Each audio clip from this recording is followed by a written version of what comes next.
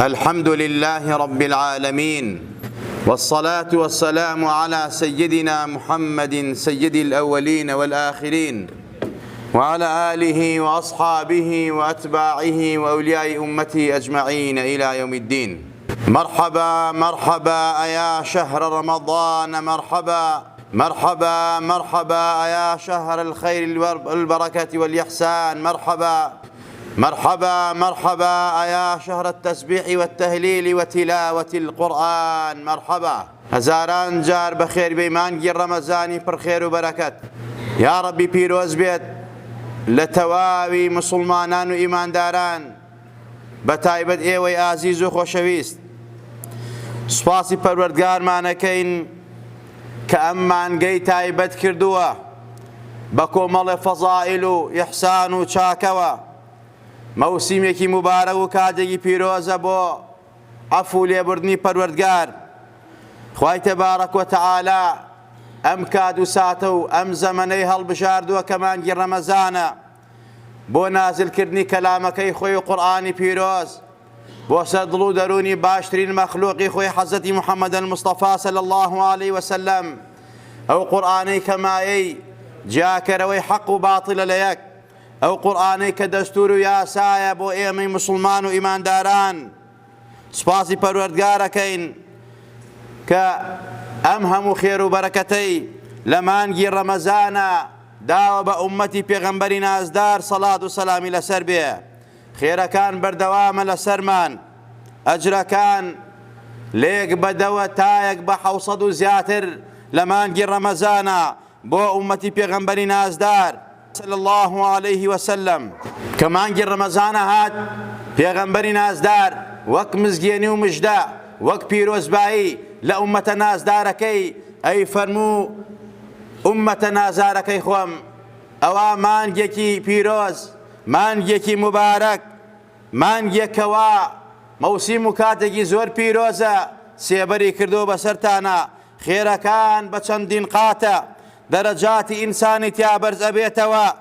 دەرگاکانی بەهەشتی تیا ئەکرێتەوە، دەرگاکانی جەهەنەمی تیا دائەخرێت، شەیاطین و جنی هەمووی کۆت و زنجیر ئەکرێت بۆ ئەوەی ئازار بە ئوممەتی نازاری من نەگەیەنێت. لەم مانگە پیرۆزە کاتێکی نەفەحاتە، ئەو نەفەحات و ڕەحەماتە کە لە هەموو کات و ساتێکانیە. یەکێک لەو کاتانەی کەوا کاتێ نەفەحات و ڕەحەمات و سۆزی پەروەردگارە، ئەگەر ئینسان یەک قەترەی بەر بکەوێ بۆ ئەبەدی ئەبێ بە ئەهلی سەعادەت و بەختەوەری. بۆیە ئازیزان و خۆشەویستان، ئەوە تا پێغەمبەری خوا لە فەرمایشتێکی سەحیحا فەرمێت ئین لربکم فی ئەیامی الدەهر نفحات فتعرضوا لها لعل أحدكم أن تصيبه نفحة فلا يشقى بعدها أبدا. رواه الطبراني. پێغەمبەری خوا فەرمێ صلی الله عليه وسلم، خوای تەبارەک وتەعالا کۆمەڵێ کات و ساتی هەیە لە ساڵە، ئەو کات و سات و زەمەنە بەڕاستی کاتی نەفەحات و ڕەحەمات و بەرەکاتە. ئەگەر بێت و هەر کەسێک لە ئێوە خۆی بۆ ئامادە کرد بێ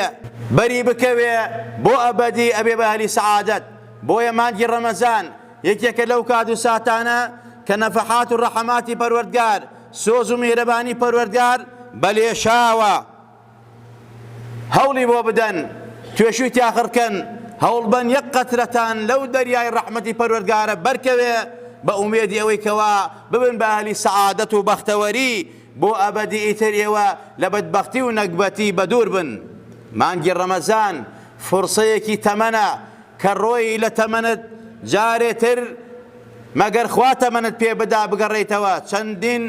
مسلمان و ئیماندار ئەهلی مزگە و جومعە و جەماعەت لەگەڵ من و توانوێژی کرد پار. ئەمڕۆ ڕەمەزانە،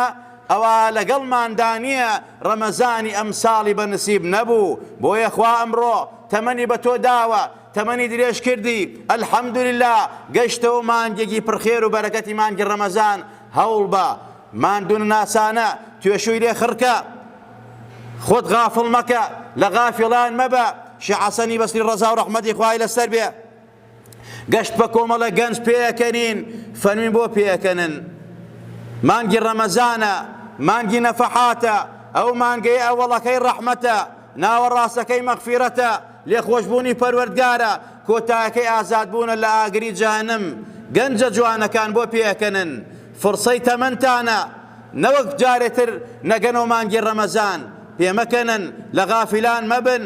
بەڵکو لەوانە بن کەوا خوای تەبارەک وتەعالا کردوونی بە ئەهلی سەعادەت و فرسەیان زانیوە لەم مانگەدا هەڵیان بژاردووە توێشی خۆیانی تیا خڕەکەن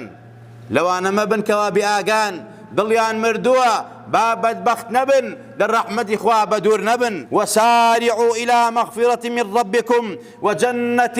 أرضها السماوات والأرض أعدت للمتقين ئەو لێخۆشبوونەی پەروەردگار کەمایە عیزەت و مایەی نەسەدی تۆیە لە دنیا و لە قیامەتە بەتایبەت لەم مانگە پیرۆزە کە کاتی لێخۆشبوونی پەروەردگار بەلێشاوە ڕەحمەتی پەروەردگار بەلێشاوە پەلەی تیا بکە خوا فەرمێت ڕاکەن بەرەو مەغفیرەتی من بەرەو بەهەشتێک کەوا پانتایەکەی ئەندازەی ئەرز و ئاسمانە دانراوە وەکێ بۆ متەقیان و لە خوا ترسان بۆ ئەوانەی کەوا هەمیشە و دائم دەمیان بە زیکر و بە یادی پەروەردگارە خوای گەورەش کە مانگی ڕەمەزانی واجب کردووە لەسەر ئومەتە کە پێمانە فەرمێت فەمەن شەهیدە منکم الشەهڕ فەلیەصومه کە مانگی ڕەمەزانتان پێگەیتیایە بە ڕۆژوو بن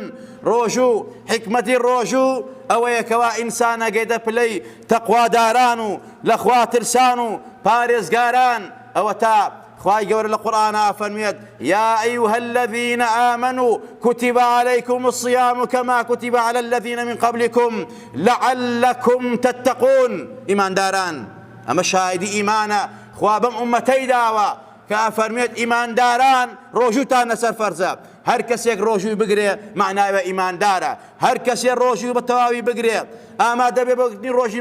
مانگی ڕەمەزان قیامی لەیلەکانی ڕەمەزان و شەوەکانی ڕەمەزان مانای وایە خوا بە ئیماندار ناوی بردووە ئەمەش گەورەترین شەهادەتی پەروەردگارە بۆ ئێمەی ئومەتی پێغەمبەر کە تایە بە ڕۆژوە بین کە خوا فەرمێت ئیمانداران ڕۆژوتان لەسەر فەرز کراوە وەک چۆن لەسەر ئومەتانی تر فەرز کراوە حکمەتەکەی چییە بۆ ئەوەی کەوا ئێوە ببن بە تەقواکار تەقواکاریش ئەوەیە کەوا بەهەشتی بۆ ئامادەکراوە إن للمتقين مفازا حدائق وأعنابا وكواعب ترابا وكأسا دهاقا لا يسمعون فيها لغوا ولا كذابا جزاء من ربك عطاء حسابا متقيان الأخوات السان خوا بلاي برسكردون توا روشوش بوي بتقن بلاي تقوى بارزقاران هر أوانية أو تابي غمري نازدار أفرميت مانجي رمضان أو أندا قورو بيروزا أو أندا مباركة خوا داوێتی بەم ئومەتە ئەم ئومەتە پێویستە هەمیشە و دائم لە سوجدا بن سوجدەی شکر کە خوا کردوونی بە ئومەتی پێغەمبەر صلی الله عليه وسلم سەحابەیە بە پێغەمبەری فەرمووی یا رسول الله أرأيت إن شهدت أن لا إله إلا الله وأنك رسول الله وصليت الصلوات الخمس وأديت الزكاة وصمت رمضان وقمته فممن أنا قال من الصديقين والشهداء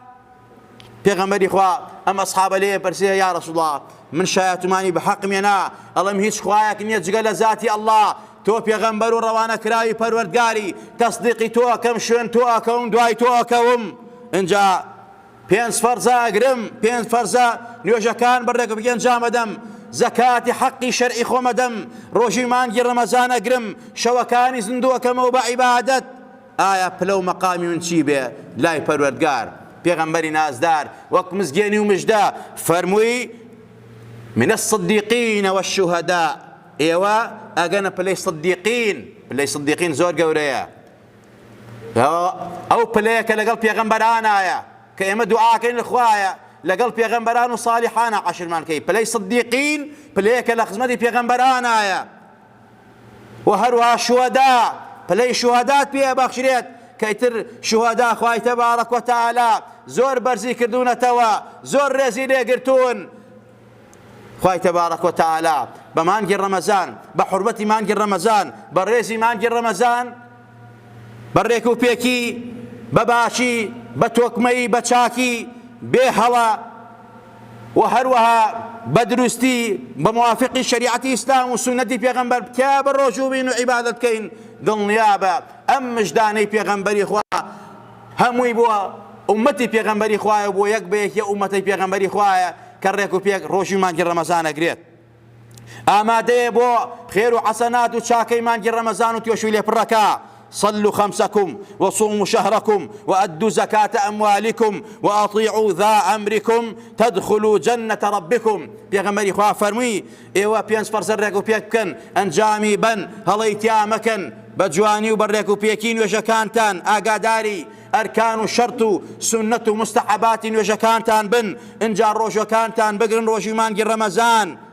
و هەروەها زەکاتی شەرعیتان بن و خۆتانی لێ غافڵ مەکەن، ئەوەی حەق و مافی خەڵکە بیدەنەوە. اینجا پێغەمبەری خوا فەرمووی ئەوەی کەوا گەورەی ئێوەیە، مافیەی بەسەرتانەوە، لە باوکو و دایکتان، لە مامۆساکەتان، لە هەر کەسێ گەورەی ئێوەیە پێویستە ڕێزی لێ بگرن، ڕێستان گرت، خوای تەبارەک و تەعالا ئەتان خاتە بەهەشتی خۆیەوە، ئەڕۆنە بەهەشتی پەروەردگارەوە بەبێ حیساب و بەبێ کتاب، لەبەر ئەوەی ئێوە مطیعی پەروەردگار و گوێڕاڵی خوای تەبارەک و تەعالا بوون. مانگی ڕەمەزان ئەم مانگە پڕخێر و بەرەکەتەیە کە دراوە بەم ئومەتە نازارەی پێغەمبەری خوا صلی الله عليه وسلم. بە تایبەت ڕەمەزانی ئیمساڵ تایبەتمەندێکی ئەو تۆی هەیە کە لە بەهارایە، کە بەڕاستی کات و ساتێکە خەڵک حەزی لە گەشت و سەیرانە، حەزی لە دەروەیە، بەڵام ئەمە لەم کاتا کە تۆ بە ڕۆژوو ئەبی محارەبەی نەفسی خۆت دەکەی، کە ڕۆژی بۆ ئەوەیە کە ئینسان تەسکیەی خۆی پێ بکە، نەفسی خۆی ڕابێنێ لەسەر خواناسی، لەسەر ئەوەی کەوا فەرمانی خوا جێبەجێ بکە، بێ فەرمانی خوا نەکە، دژایەتی نەفسی بکە کە ئەمری بە حرام و تاوان پێکە، ئینسان لەم کات و ساتا بە ڕۆژوو بێ، ئەمە کارێکی زۆر گەورەی کردووە، بەڕاستی بە چەندین قات ئینشاءالله بۆ ئێنووسێت، چونکە بەم هەموو لەزات و خۆشەیە، بەم هەموو جوانی بەهارەوە ئەم تایە هەمووی ئەخاتە ئەولاوە بە ڕۆژوو ئەبێ لەبەر خاتری خوا خۆی برسی و تینوەکە، خۆی لە شەهواتە گرێتەوە، لەبەرەوە خوا لە خۆی ڕازیکە، دڵنیابە ئەمە گەورەترین پلەیە. یەکێک لە ساڵحین و خواناسان هەموو کاتێک چ ڕۆژێ گەرم بواە ئەو ڕۆژەی هەڵ ئەبژار کە تایە بە ڕۆژوو بێ، لیان پرسی تۆن بانقەستی واکەی کە لە ڕۆژی گەرما بە ڕۆژوو بی، فەرمووی جا شتێک ئەگەر ئاسان بێ نرخی نییە، من بۆیە لەم گەرما بە ڕۆژوو ئەبم، بەڕاستی هەموو کەسێک پێی ناوێرێ حەز ئەکەم ئەجر و پاداش دەکەم زیاتر بێ، بۆیە إنما الأجر على قدر المشقة، إنسان تا ماندوو بێ، تا ئازێتی ببێ، تا نفسی ناڕەحەتکە، ڕۆحی مەسەلەی ئاسوودە ئەبێ، وەلای خوا پلەی بەرز ئەبێتەوە. خوای گەورە لە هەموو لایەکمان ڕازی بێ، خوا لە هەموو لایەکمان خۆش بێ، خوایە خۆمان و باوکو دایکمان لە ئازادکردنەوەی مانگی ڕەمەزانی پیرۆز ئەشمار بکەی، خوایە لێمان وەرگری و دەرمان نەکەی، یا ڕەبی خوایە بە ئیمان و بمان ژێرە بمان برنە زیندوومان کەرەوە لە بەڵاوە باو نەخۆشی و ناخۆشی خۆمان و ماڵ و منداڵ و وڵاتمان پارێزاوکە، خوایە کار بەدەستی وڵاتمان بۆ ئیسلاحکە، ئیمان و ئیسلام خەرە دڵیانەوە، ویجدان و ئەخلاقیان بەرێ، یا ڕەبی خوایە گیان هەر کەسێک دۆستمانە دۆستی بی، هەر کەسێک دوژمنی دین و ئەخلاق و خاک و وڵات و نیشتیمان و کولتورمانە، خوایە ئەگەر شیاوی هیدایەتەی دادی بەی، ئەگەر شیاوی هیدایەت نییە خوایە تەفروت و نایکەی، لە کۆڵمانی کەیتەوە پەروەردگارە، یا ڕەبی خوای دادی گەنجەکانمان بەی، عاقیبەتی پیرەکانمان بەخێر بگێڕی، یا ڕەبی خوای ماڵ و نەڵی وەلایەکمان ساڵحکەی، ئەولادەکانمان ساڵحکەی و تاڵحیان نەکەی، یا ڕەبی خوای ئەوانەی داوا و دوعای خەیریان لێ کردوین لەم مانگە پیرۆزە، لە یەکەم جومعەی مانگە پیرۆزە لە تۆ ئەپارڕینەوە، یا ڕەبی خوای ئەگەر نەخۆشیانەی شیفای عەجز و پەلەیان بۆ بنێرە، گری و گرفتیان هەیە، مەشاکیلان هەیە، یا ڕەبی خوای بەلوتی خۆت بۆیان حەل بفەرموو، یا ڕەبی خوای گیان لێت ئەپارڕینەوە، منداڵیانە منداڵی ساڵحیان بەرێ، هەیانەوە ساڵحیان خوای بۆیان ساڵحەکەی منداڵی وەلایەکمان ساڵحەکەی پەروەردگارە، یا ڕەبی خوای ئەوانەی لە ناوەی وڵاتە دەروی وڵات داوای دوعای خەیریان لێ کردوین، داوای شیفایان کردووە لە تۆ، ئەم مسلمانانە دوعای خەیریان بۆ بکەن، خوای دەستمان وەلای تۆ بەرکەوێتەوە، یا ڕەبی خوای شیفای عەجز و پەلەیان بۆ بنێرە، یا ڕەبی خوای نەخۆشەکانیان زەلیلی سەر جێگا مەکە، بە ڕەحم و میهرەبانی خۆت ڕەحمیان پێ بکە، یا ڕەبی خوای شیفای دڵ و دەروون و جەستە و ڕوحی هەموو لایەکمان بەی، یا ڕەبی خوایە بە ئیمان و بمان ژێنە بمان بنە زیندوومان کەرەوە، یا ڕەبی خوای لە ڕۆژی قیامەتە پێغەمبەری نازدار بانگمان بکا و دەرمان نەکا، بەدەستی مبارەی خۆی ئاوی کەوسەرمان باتێ، لە توینەتیونەک بە دنیا و قیامەت ڕزگارمان بێ، خوایە پلەی سدیقین و شوهەدا و ساڵحینمان پێ ببەخشی لەم مانگە پیرۆزە، تەوفیقمان بەی ئەوەندە عیبادەت بکەین تۆ لە خۆمان ڕازیکەین، لەوانە بین کەوا ئەهلی صدق و ئەهلی وەفان، أهل صلاح وأهل شاكن أهل تقوى وأوانا كتوليان رازي تفرودارا لمحرومين ناؤم يدانو بدبختان وشقي نبين خوا نفحيك تومان لما نقابر كوي بو أبدي أهل سعادة أهل بخت وريبين. آمين آمين. أقول قولي هذا واستغفر الله لي ولكم ولسائر المسلمين.